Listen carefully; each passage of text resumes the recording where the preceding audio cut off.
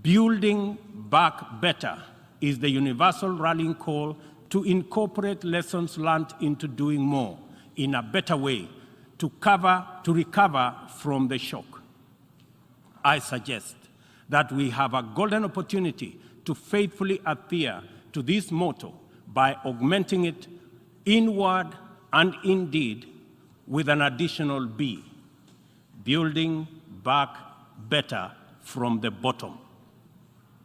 Building back better from the bottom upwards is essentially about including the marginalized to working majority in the economic mainstream. The bottom millions relentlessly wage their daily battle for survival in a crowded arena characterized by scarcity of opportunity and generally precarious existence.